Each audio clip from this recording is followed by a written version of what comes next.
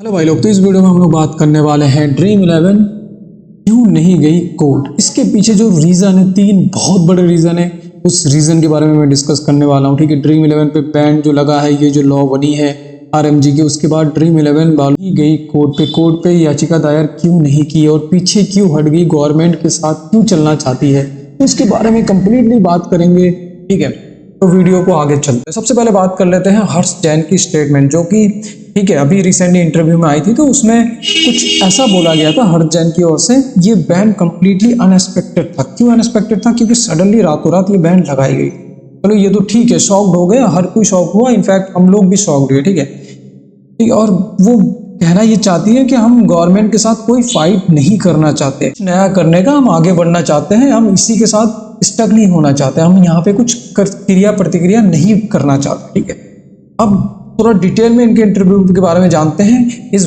Video को, मतलब इस टॉपिक के बारे में आगे से बताने से पहले। तो सबसे पहले बात कर लेते हैं। देखो यहाँ ड्रीम इलेवन वालों क्या बोला, हमारे पास sport content, commerce, fan engagement, analytics, ठीक है, स्पोर्ट परफॉर्मेंस और मर्चेंडाइज हैं।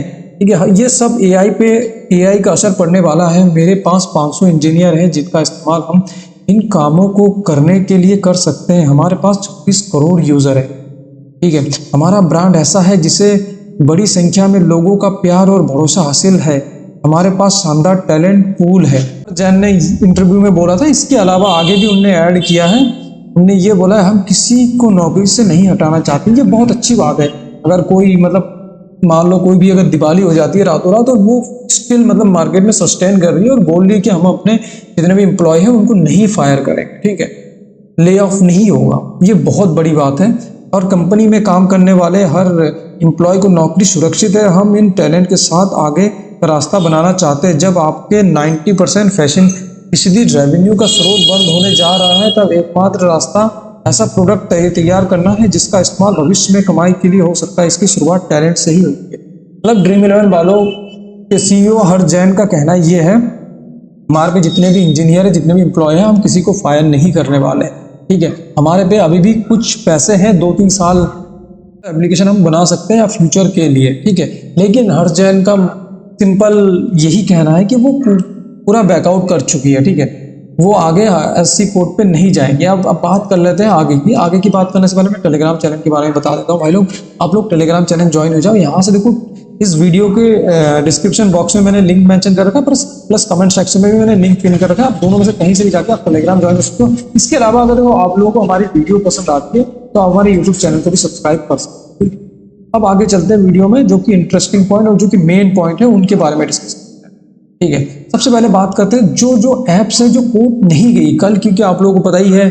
ठीक है, AFG और क्या कहते हैं A23 गेम है, ये दोनों जो कि कोर्ट में अपना पिटीशन दायर कर चुकी है। ठीक है, बहुत बड़ी गुड न्यूज़ है ये हमारे लिए। लेकिन कुछ एप्लीकेशन है जो नहीं गई है, उनके बारे में बता देता हूँ। सबसे पहला जो कि है ड्रीम इलेवन नहीं गई है, गेम्स क्राफ्ट नहीं गई है और जूपी नहीं गई है। ठीक है, तो यहाँ पे जो मेन पॉइंट है जिनके बारे में हम लोग डिस्कस करने वाले हैं, ड्रीम इलेवन, क्योंकि ड्रीम इलेवन सबसे बड़ी जो कंपनी, ठीक है, फैंटेसी ऐप में सबसे बड़ी कंपनी ड्रीम इलेवन है।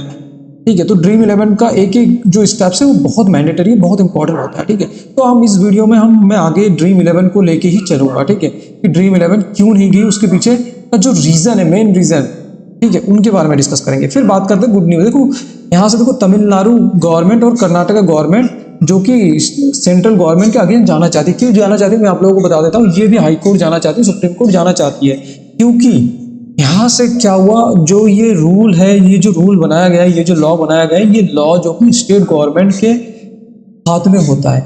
लेकिन यहाँ पे बीजेपी सरकार ने एकदम बेनिफिट लेते हुए सेंट्रल गवर्नमेंट की ओर से ये रूल बनाया गया है, जो कि बिल्कुल हो ही नहीं सकता। सेंट्रल गवर्नमेंट के जो रूल्स है वो अलग रूल्स में आते हैं, स्टेट गवर्नमेंट को रूल ये दिया गया है। अब स्टेट गवर्नमेंट जो कि तमिलनाडु कर्नाटक गवर्नमेंट का ये मानना है, अगर आपने ये रूल हम लोगों को दे रखा है तो हम इसका यूटिलाइज नहीं कर रहे हैं और आप कर रहे हैं, क्योंकि आपका इसमें कोई रूल ही नहीं रहता है। ये रूल हमारे पे है, हम इस बैन को लाए, हम इस लॉ को लाए, हम इसमें कुछ वो करें, रूल रेगुलेशन बनाए, कुछ भी करें, ये हम पे हमारा अधिकार है, ये आपका अधिकार नहीं है। लेकिन फिर भी यहाँ पे बीजेपी सरकार आई और बीजेपी सरकार ने रातों रात अपना है ना चेंज कर दिया। क्यों कर दिया, इसके पीछे भी बहुत सारे रीजन है। मे भी ड्रीम इलेवन रीजन हो, मे भी है ना बड़ी बड़ी कंपनी रीजन हो, उनके बारे में भी हम लोग डिस्कस करें।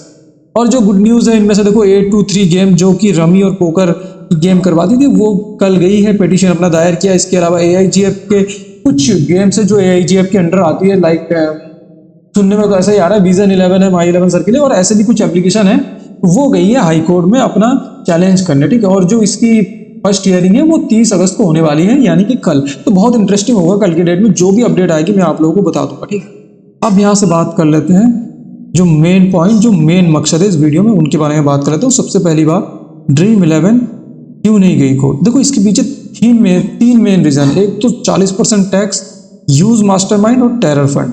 सबसे पहले हम लोग यहाँ से डिस्कस करेंगे 40% टैक्स। 40% टैक्स, देखो ड्रीम 11 का ऑलरेडी एक पेटिशन कर रखे थे और उनके बारे में चर्चा चल रही थी, हेयरिंग चल रही थी और उसमें वही कोर्ट से उनके फेवर में ही आना था हेयरिंग, ठीक है। तो यहाँ पे क्या हुआ, ये 9 अगस्त को लास्ट में ऐसा हुआ। फिर 9 अगस्त के बाद बीजेपी सरकार ने रातों रात एक नया रूल लेके आ गई और वो रूल 20 तारीख को लोकसभा में, 21 तारीख को राज्यसभा में, 22 तारीख को राष्ट्रपति की ओर से पारित हो गया, मतलब रूल बन गया ऑफिशियली, ठीक है। तो उसके बाद जो ड्रीम 11 का मानना है, अगर हम यहाँ से हम लोग पेटिशन करते हैं और पेटिशन में हम लोग जीत भी जाते हैं तो भारत सरकार कहीं ना कहीं आगे जाके 40% टैक्स लगाएगी। और हर्ष जैन ने पहले ही ऑलरेडी बोल चुका है, देखो 28% टैक्स और 30% GST पहले ही हमारे लिए बहुत ज़्यादा कॉम्प्लिकेटेड है इस फैंटेसी वर्ल्ड में कंपनी को चलाने के लिए। अगर आप 40% कर दोगे तो यहाँ पे हमारा मुनाफा बचेगा ही नहीं, तो उस कंडीशन में हम यहाँ पे सस्टेन नहीं कर पाएंगे। तो ऐसे में हर जैन का मानना ये है, चलो मान लेते हैं हम यहाँ पे पेटिशन फाइल करके जीत भी जाते हैं, लेकिन आगे जाके जो 40% टैक्स है उनको झेलेगा कौन, ठीक है। तो वहाँ जाके कुल अगर 40% जब टैक्स आएगी तब भी एप्लीकेशन को बंद करना ही होगा, तभी जाके हर जैन कोई स्टेप्स नहीं ले रहे। ये पहला रीजन है। जो दूसरा रीजन है यूज मास्टरमाइंड। तो हर्ष जैन यानी ड्रीम 11 वालों का देखो एक पॉइंट ये हो सकता है कि अभी जो लॉ आया है, लॉ के अकॉर्डिंग जितने भी छोटे एप्लीकेशन है, चाहे माई 11 सर्किल बोल लो, माई 11 सर्किल काफ़ी अच्छी है, इसके अलावा विजन 11 या अदर जितने भी फैंटेसी एप्लीकेशन है, सारे एप्लीकेशन के बंद हो जाने के बाद सडनली ड्रीम 11 अपना कमबैक कर सकती है, ठीक है। कैसे करेगी, क्योंकि जितने सारे एप्लीकेशन है, सारे एप्लीकेशन बंद हो जाएगी परमानेंटली, उनके बाद 3-4 महीने 6 महीने बाद ड्रीम 11 आ सकती है अपने कुछ नए रूल्स के साथ, नए रेगुलेशन के साथ, और ड्रीम 11 डोमिनेट करना चाहती है एक तरफ, ऐसा कुछ हो सकता है। क्योंकि ज़्यादातर लोगों का, ज़्यादातर जो फैंटेसी एक्सपर्ट है उनका यही मानना है। और जो तीसरा पॉइंट है वो है टेरर फंड। तो टेरर फंड क्या कहता है? टेरर फंड आप लोगों को पता ही है, ड्रीम 11 में आप लोगों को T10 जरूर सुना होगा। T10 मींस ECS, ठीक है। और ECS के जितने भी मैचेस होते हैं, जितने भी टूर्नामेंट होते हैं, सारे टूर्नामेंट के हर एक मैच ड्रीम 11 ही करवाती है। स्पॉन्सरशिप पूरा ड्रीम 11 करवाती है, चाहे कहाँ पे मैच हो रहा है, पूरा खर्चा ड्रीम 11 देती है। अब यहाँ पे एक पॉइंट आता है कि क्या यूरोप से कोई टेरर फंड आता था ड्रीम 11 को ये टूर्नामेंट कराने के लिए? अगर आता होगा तो कितना आता था? और मैं आप लोगों को बता देता हूँ, टेरर फंड से रिलेटेड पॉइंट जो कि लोकसभा में भी उठाया गया था, ठीक है, IT मिनिस्टर के द्वारा। आप लोगों को पता नहीं होगा तो मैं बता दूं, ठीक है। यहाँ पे जो टेरर फंड हो सकता है ड्रीम 11 वालों के पास आता हो, ECS वालों की ओर से, यूरोप की तरफ से, तो उसकी वजह से भी ड्रीम 11 चुप है। क्योंकि आप लोगों को पता है ECS में बहुत ज़्यादा धांधली होती थी, बहुत ज़्यादा फिक्सिंग होते थे मैच। इवन आप लोगों को पता ही है यहाँ पे असम T20 टूर्नामेंट वो भी रिसेंटली हुआ था जून जुलाई में, उस टाइम भी बहुत ज़्यादा फिक्सिंग का सामना देखना पड़ा था। लेकिन T10 की जो बात करें, ECS टूर्नामेंट होते हैं, उनमें तो पूरे जितने भी मैचेस होते हैं 100% फिक्सिंग होते हैं। आप लोगों को बता दें तो हर एक बॉल, हर एक बैट्समैन पे मतलब कंप्लीटली फिक्स होता है। जो प्लेयर आज 2 विकेट ले रहा है, 30-40 रन बना रहा है, अगले मैच में उस ओपनर को बैटिंग ना बॉलिंग कुछ नहीं दिया जाता था। तो इतने हायर लेवल की वहाँ पे फिक्सिंग होती थी।